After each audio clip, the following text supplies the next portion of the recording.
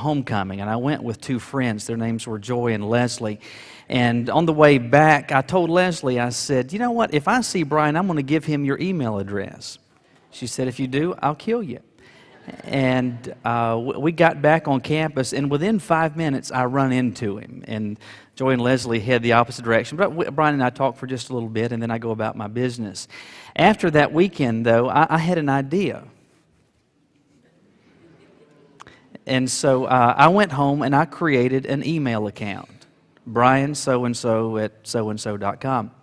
Legitimate email account. And since I had Leslie's email, I wrote to her as Brian. It was so good to see you. You're looking great. It's nice to be able to catch up a little bit if you'd like. I'd love to be able to talk to you on the phone sometime. If you want to email me your number, I'll be glad to. We can call and talk if you'd like. Obviously, I don't get a response to this. And so I began to send more and more emails. Now, what helps is that I know a fair amount about Brian. I knew that he was living in his hometown of Baton Rouge, Louisiana. And I knew that his father was an attorney, and so I would go online and I would look up things about Baton Rouge so that I could really make my emails sound very believable.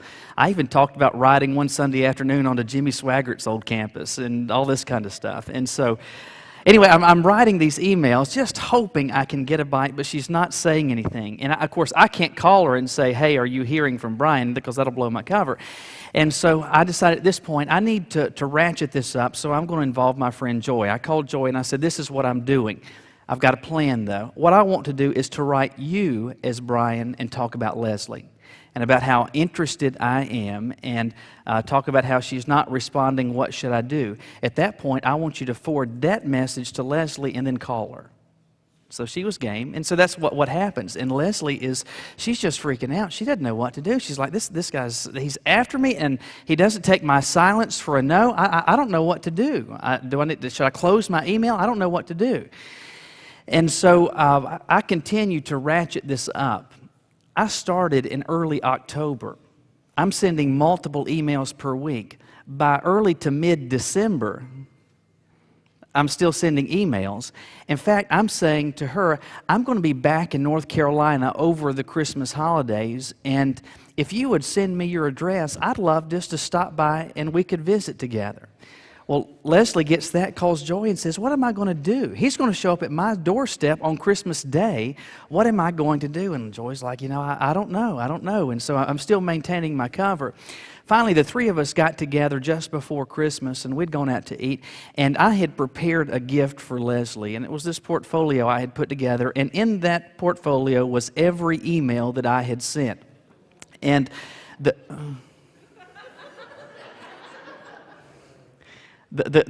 first page, though, was a poem that I had written, and it was talking about Brian, and the last line of the poem reveals that I was sending these emails. And so she's reading along, oh, that's funny.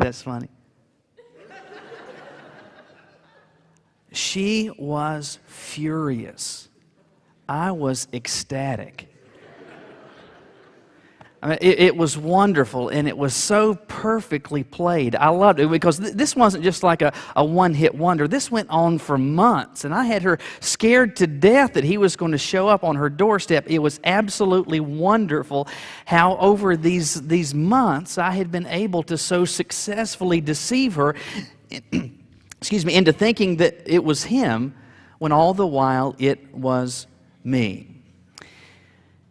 In the spiritual realm, I want you to understand that Satan does something very, very similarly. When you and I are presented with the temptation to sin, and when we yield to that temptation in sin, very easily we will think after the fact, we may even say, well, the devil made me do it. That's just what happened. He just put that thought in my mind, and I hate that I did this, whatever that was, but I did so because the devil made me do it. What I want you to understand is that Satan absolutely loves taking credit for that. He is thrilled to receive the blame for your sin, thrilled to receive credit for the temptations that you experience, in particular, those that you yield to. Why is that? Why is he so thrilled to receive the credit for that? Very simply, it's because of this fact. If you can blame him, if you can deceive yourself into thinking, well, it's his fault, he's to blame, then what happens? You get off scot-free. You don't have a problem. You don't have something that needs to be addressed. You don't have something that you need to deal with God about because the devil made me do it. It's all his fault. As we continue thinking about some of the tools in Satan's tool belt, one of the greatest tools that he has to use against you or me as a follower of Christ is this notion, or to present himself as the source of the problem of temptation. What I want you to understand today, based on what God's Word says, is that Satan is not the problem. In fact, he's not even the source of my temptation. He's not the source of your temptation. Well, if then he is not the source, if he is not the reason, what is it that leads me or you or any of us actually into sin? Look with me in your Bibles today to James chapter 1. James chapter 1. We'll start reading with verse 13. James chapter 1, starting with verse 13.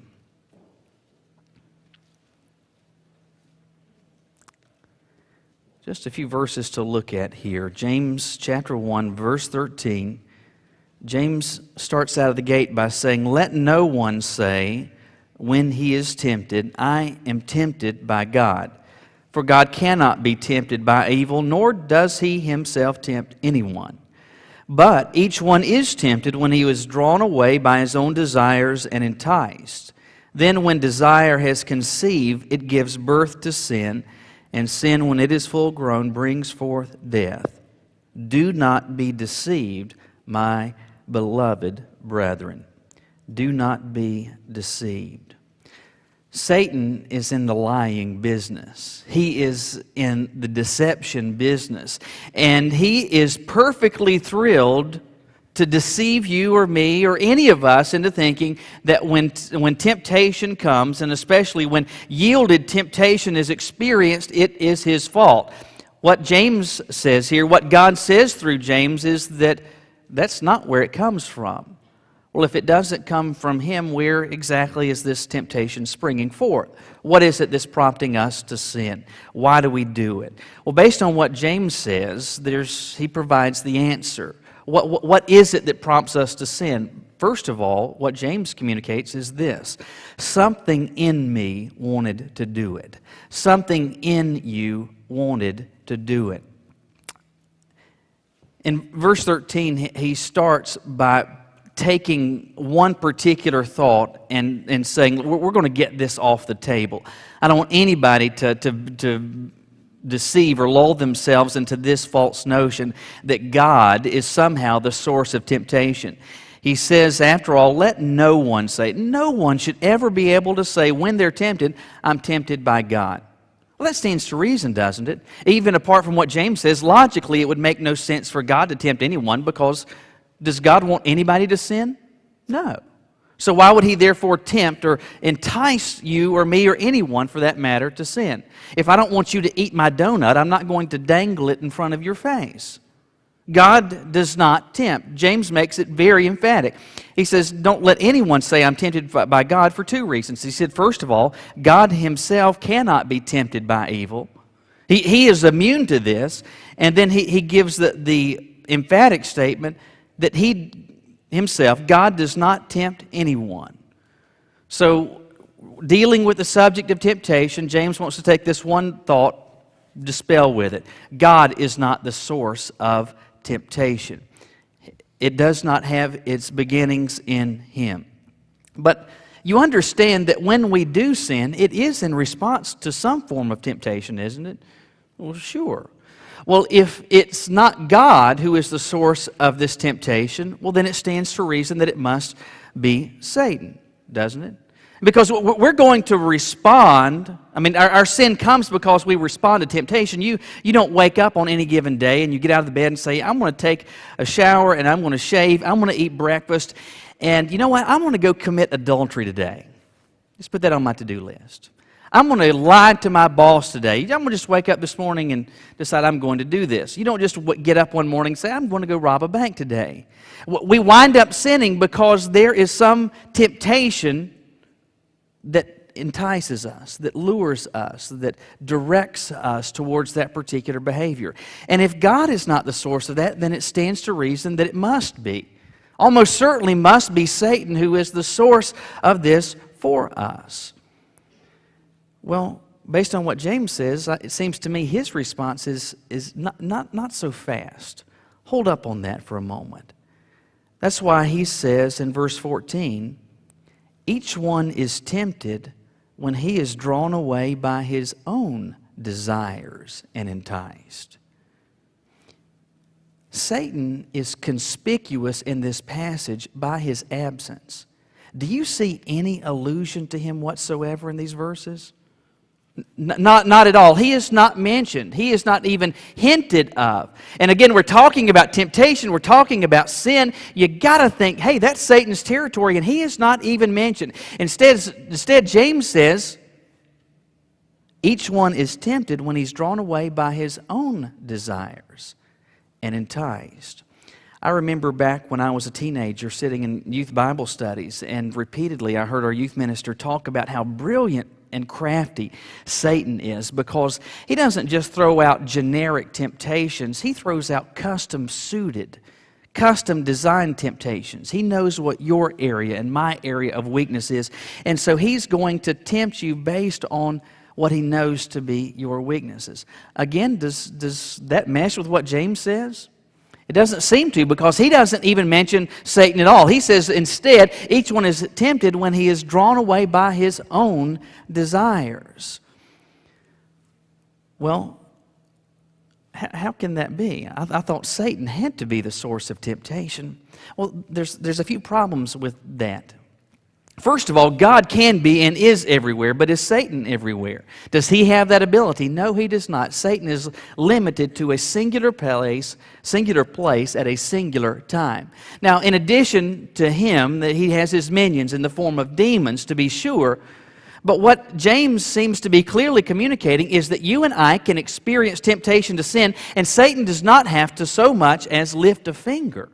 He doesn't have to direct a single demon in your direction. This can occur while he is sitting in his lazy boy. Well, how is that? Each one is tempted when he is drawn away by his own desires. Think with me about this past week of particular sins that you committed, temptations that you did not yield to. Based on what James says, let me answer a question for you. Why did you do whatever it is that you did? Because there was a part of you that just wanted to do it. Why did you fail God in this particular area and commit this particular sin? Why is it that you failed to resist this particular temptation? Well, the answer, based on what James says, is because there's absolutely a part of you that just wanted to do whatever that was. That lustful thought was entertained because there was a part of you that just wanted to think about that. That lie was told to that person because there was absolutely a part of you that wanted to hide the truth. That gossip that you shared with someone else, that was done because there was a part of you that just wanted to tell that juicy bit of information. Why do we sin? Why do we fail in the area of temptation? Because, based on what James says, there's a part of me, there's a part of you that wants to do whatever it is.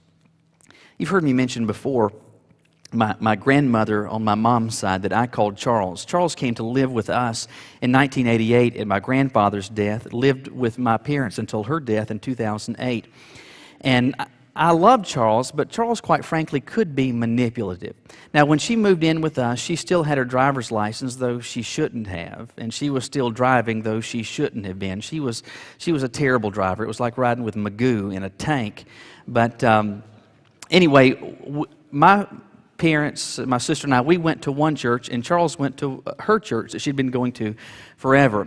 Now, on Sunday morning, she would get up and go to Sunday school and worship service at her church, but at night she did not drive, and so she would go with us on Sunday nights or Wednesday nights. and that worked out fine.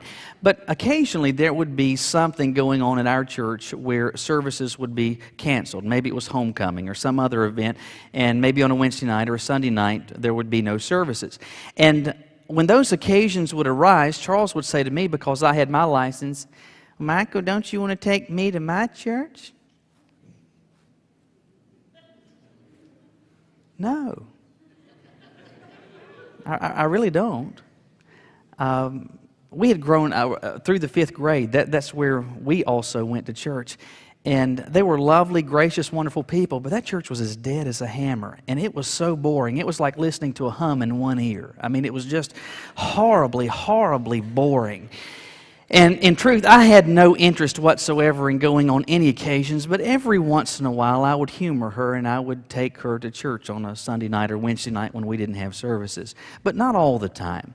And sometimes she would say, "Well, Michael, don't you want to take me to my church?" Sometimes I'd say, "Charles, I really just, I don't want to go." What? The look of disgust that would then get on her face. I mean, it's just though a skunk has walked in front of her. I mean, well, and this is what she would say to try to guilt me into changing my mind. "Well, I guess you're going to do what you want to do anyway." I guess you're going to do what you want to do anyway. That's not an especially profound statement, but there's an awful lot of truth in that statement, isn't there? You're going to do what you want to do anyway. Think about your life up until this point. What you have done, the choices that you have made, the places that you have gone, the schools where you studied, the habits that you have picked up, the things that you watch, the things that you say, you did not do those because somebody had a gun pointed to your head, did you? No, you are not under compulsion. You did what you wanted to do. Is that not what James is saying here? Each one is tempted when he is drawn away by his own desires. He's saying Satan does not have to so much as lift a finger. He can just sit back and watch with his arms folded, all of this unfolding, because whatever the particular sin is, you can wind up doing that because you're going to do what you want to do. And there's a part of me, there's a part of you that wants to do these things. Now, why does Satan love this? And why does he love to take the credit for this? Why does he love for us to say, "Well, the devil made me do it"? Because if he made me do it, I don't have a problem. There's not a part of me that's broken. There's not a part of me that has a desire problem. And until I recognize I've got a problem, I never come before God and say, "Lord, help me." And that's exactly where Satan wants you. Why does he want us to blame him? Because he wants to deceive us. He wants us to think, "Hey, you don't have a problem," when in truth, God through James says we fail in this area because something in me, something in you wanted to do it. But James communicates another reason. And that is that I did not, you did not, we did not keep our desires in check. We did not keep our desires in check. So he says, each one is tempted when he's drawn away by his own desires. That word that's translated as desires doesn't just mean a passing fancy. It means this craving, this insatiable thirst. There's a part of us, whenever we sin, that just was dying to do whatever that was. Now, the fact that James mentions or uses the word desires is not accidental or coincidental. In fact, it's quite consequential. Think with me about this, because this word desires, or the bringing into the discussion this concept of desires, brings into or puts on the table a consideration of our makeup as individuals. And if you just want to think in broad brushstrokes, every single one of us is effectively divided into two halves. There's a part of us that is cognitive, that is rational and logical and thought-based. So there's that side of us. But then there's the other part of our makeup that has feelings, that is emotive, that has desires and wants and cravings. And to make it even more plain and simple, we've got one part of us that is the mind, and we've got the other part that's the heart. When James says each one is tempted when he's drawn away by his own desires, what category does desires fall in? Is that the mind? No, it's the heart. Each one is tempted when he's drawn away by his own desires. Something going on in the heart. I've said this before a number of times, but I still believe it deserves repeating. Some of the worst advice you could ever give, some of the worst advice you could ever pay attention to from someone else is this: just follow your heart. I mean, it sounds great for Hallmark cards and American greetings, and it sounds good in soap operas and all that stuff. And just follow your heart.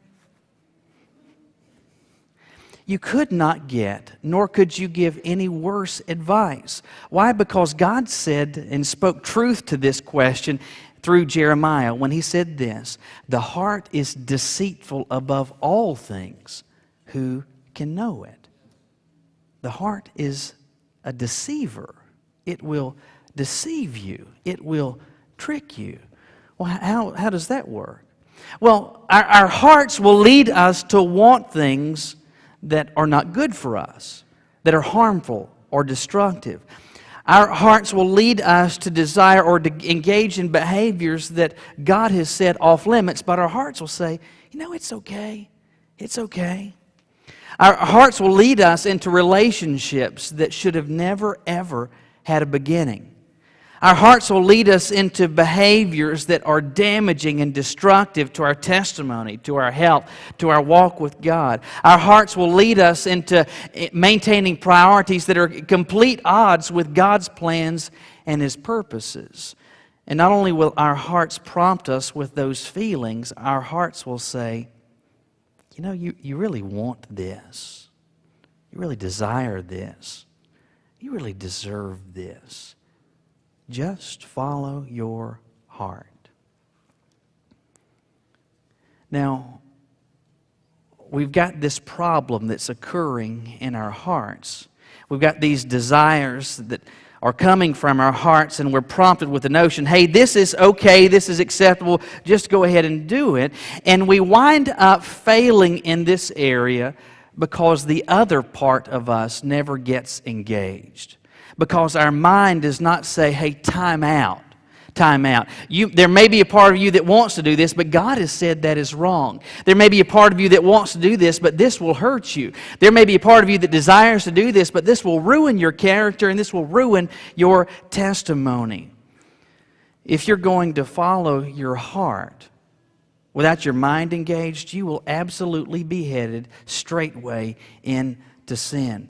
And so if we're going to address this problem, we have got to get our minds in gear. We have got to get our minds engaged. And if we're going to get ever, as followers of Christ, sin under control in our lives, well, we've got to do a couple of things. First of all, recognize, hey, we do have a problem in the heart. The heart will deceive us. The heart will prompt us to desire things that we shouldn't desire, crave, lust for, desire. We're going to experience that. First thing that we need to do is to say, Lord, I need your help.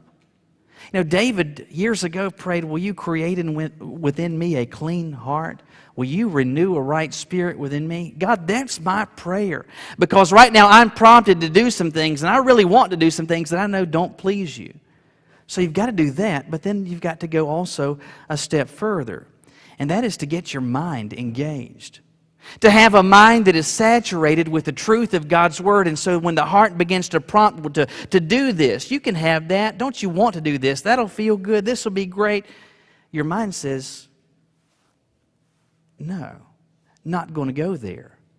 Not going to happen. Not on my watch.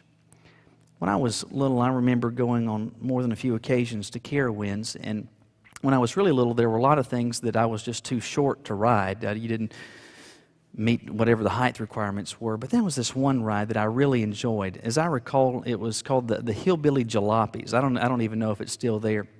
But the Hillbilly Jalopies, you had these little cars made to look like something off of the Beverly Hillbillies, and they were pretty small. And it had a front seat and a back seat, so it could hold 4 people.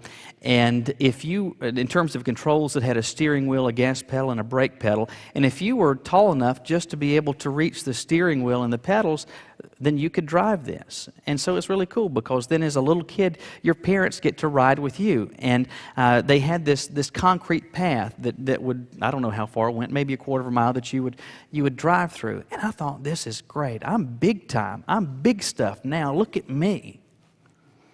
I'm on jalopy. Getting ready to drive Charles's boat one day. I'm getting ready for this. Now, on the surface, that sounds like it's kind of dangerous to allow little children to do something like that, but it was not dangerous for two reasons. First of all, though these little vehicles had gasoline engines in them, they were governed so that they could only go maybe 5 miles an hour, so they weren't going very fast. But in addition, on that concrete trail, that concrete path, there was a metal beam that went down the center of it. And on the base of the car, there was a little metal bracket that hovered over that steel rail. And so it would permit the car to go a little bit this way and a little bit that way, but it would never allow it to veer off track. Now, when I was little, I was thinking, hey, I'm big time. Look at me. I'm driving. I'm big stuff now. But the truth is, I could never get off track because of that rail. James says, each one is tempted when he is drawn away by his own desires. That's going on in the heart.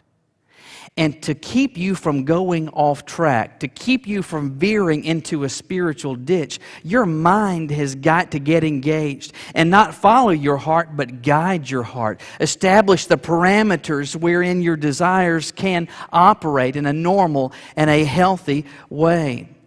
How is it that we get into sin? Well, because our desires kick in and our mind goes AWOL. God's solution is for you and me to have a mind that's saturated with the truth of His Word that doesn't follow our hearts, but rather it reins it in. Well, my sin, your sin, James is pretty well making clear the devil didn't make me do it. It happened because something in me wanted to do it. It happened because I didn't keep my desires in check. And finally, he makes clear it happened because I did not resist the enticements. I did not resist the enticements. I don't want you to misunderstand me this morning about the devil. Satan is very much involved in the business of temptation, but there's a limit to it. First of all, he's limited to be in one place at one time. Furthermore, he cannot get to you as a follower of Christ into your heart or into your mind. How he can appeal to you is through the circumstances of life. And he can set some traps for you, to be sure. But what I want you to zero in on with me again this morning is this. He doesn't have to do anything whatsoever. He does not have to lift a finger. He doesn't have to get out of the bed in the morning. And you and I can still be falling all over ourselves headlong into sin. Well, again, how is that? Well, parts of us want to do these things. We don't keep the desires in check. But notice what he continues to say in verse 14. Each one is tempted when he is drawn away by his own desires. And then he says, they are enticed. They are enticed. The word that's translated there as enticed in Greek is a word deliazomenos. Deliazomenos. What exactly is that? Well, it was a word that was regularly used to describe something that fishermen would do. I don't know how many times you have been fishing, and I don't present myself to be an expert, but I've gone quite a few times in my life, and there's a few basics that you understand, even if you almost never go fishing. First of all, you need to have some bait that is at least remotely interesting to fish. You know, for example, you don't just say, hey, let me get my fishing rod and an old boot and let me throw that in there and see if I catch something. Fish aren't going to bite an old boot. And so you may, for example, stop and get a little container of worms. And how you fish with a live worm is specific. You put the worm on the hook, and then you put a bobber on it, you cast it out, and then you just let it sit there. And that worm is going to be kind of moving in the water, and that's going to attract the attention of the fish, the brim, the bass, or whatever it is. Now, sometimes, though, you may decide, I don't want to use a real worm. I want to use an artificial worm. I want to use one of these rubber worms. How you fish with those is very, very different. First of all, you use a different hook. You put the rubber worm on there a bit differently. But in this instance, you don't just cast it out and let it sit there. In this case, you cast it out and you let that rubber worm go all the way to the bottom. And once it does, you begin to slowly reel. And as you're reeling, you raise the tip of the rod, kind of like this, a little bit back and forth, going really slow. Now, what's going on down in the water is that rubber worm is coming up, and then it's going back down. And as it's going back down, the tail is fluttering. And as that occurs, bass in the neighborhood are like, hold up on that.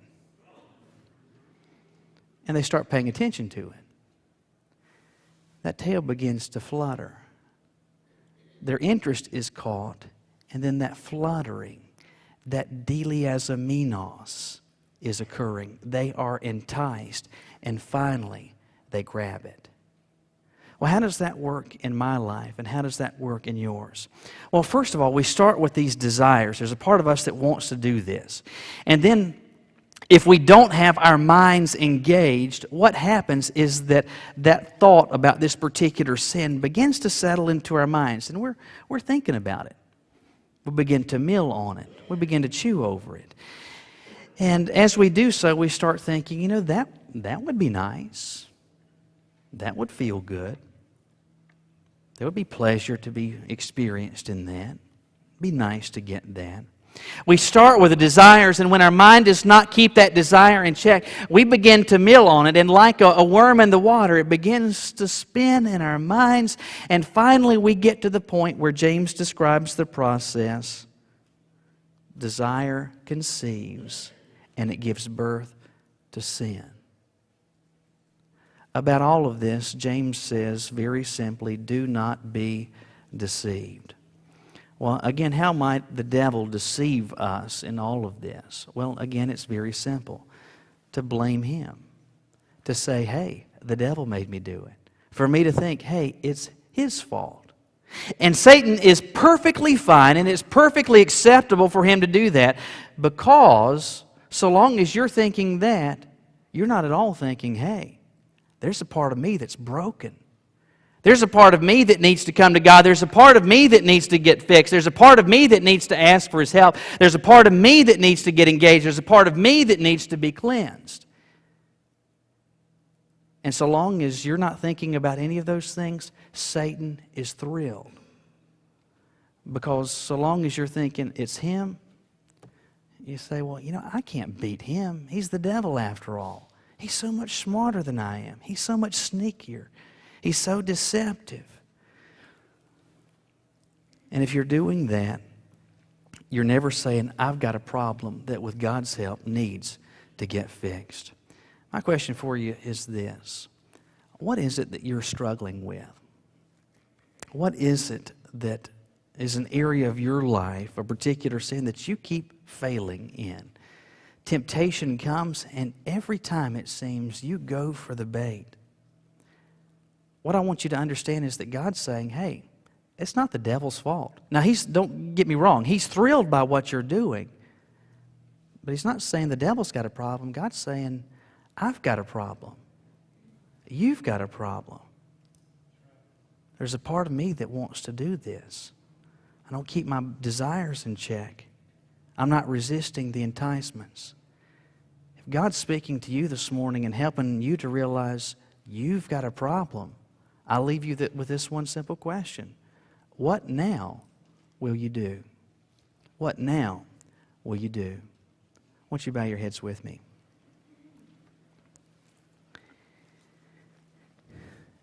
Every single one of us has our own particular struggles, our own particular areas of weakness. And in all likelihood, nearly all of us have particular things that have been regularly tripping us up, causing us to stumble, leading us headlong